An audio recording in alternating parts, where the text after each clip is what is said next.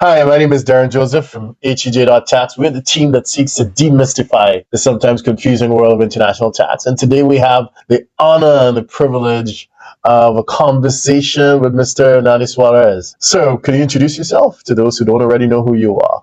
Thank you, Darren. It's a pleasure to be here with you. I'm Hernani Suarez, a lawyer with residence in Cape Verde. I have around 20 years of experience here in these great islands. I am the former president of the Cape Verdean Bar Association, and my practice is tax, corporates, and telecommunication.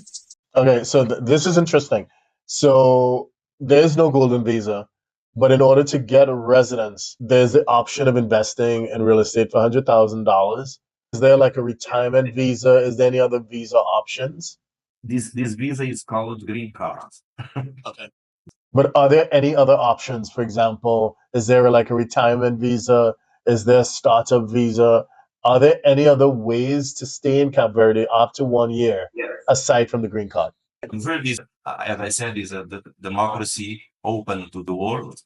And if you want to live in Cape Verde, it's not mandatory to make application for the green card or for the non-habitual resident. If you want to live here, it's free.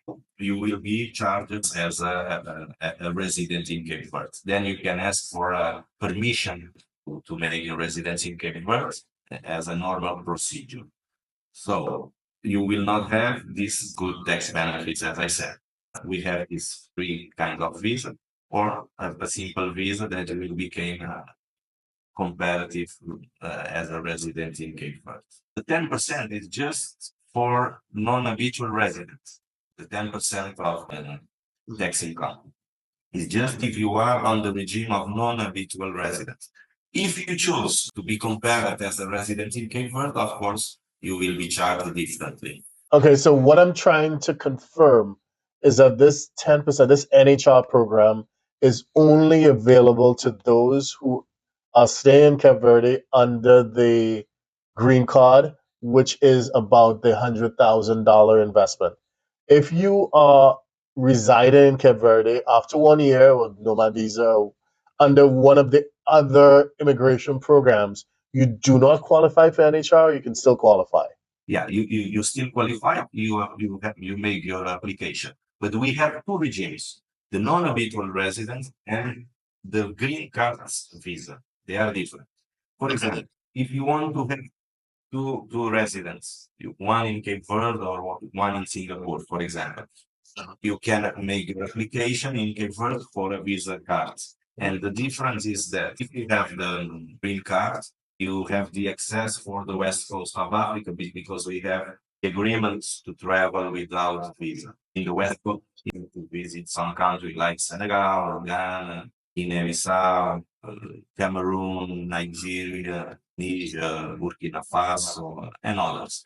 There are around 50 states on the ECOWAS zone on the west coast of Africa.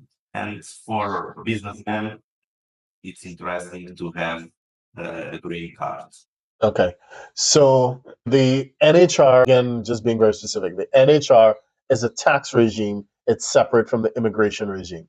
So, however it is that you're residing in Cape Verde, whether it be under the 100,000 investor visa or any other visa, you can apply for the NHR, which is valid for 10 years. Am I correct in saying that? Yes.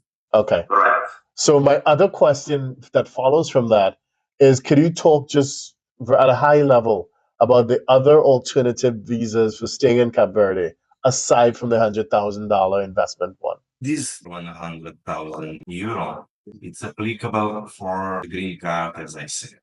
If you want to have a green card, you choose the island that you want to invest, to have a property, or to have a residence, or to have an apartment. You buy this apartment or house, and then you can have these benefits.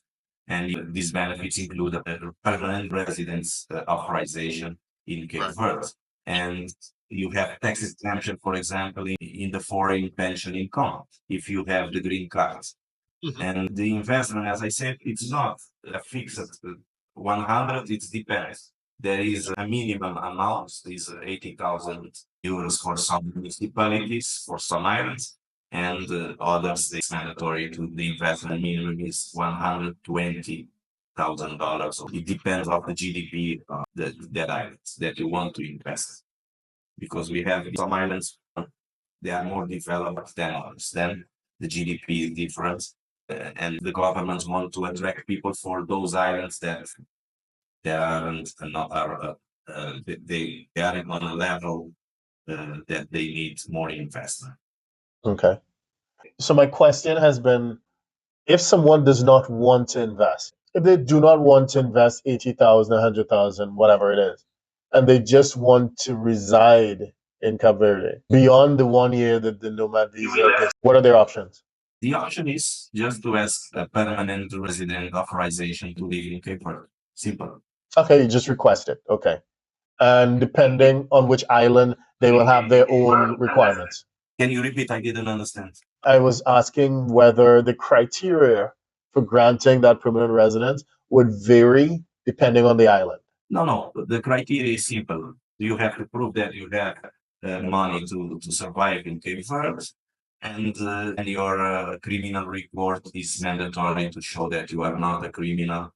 So, of course, to obtain the permanent residence authorization, it's not fast. But if you have sufficient money to stay here, they will not send you to go away until you have this permanent resident authorization.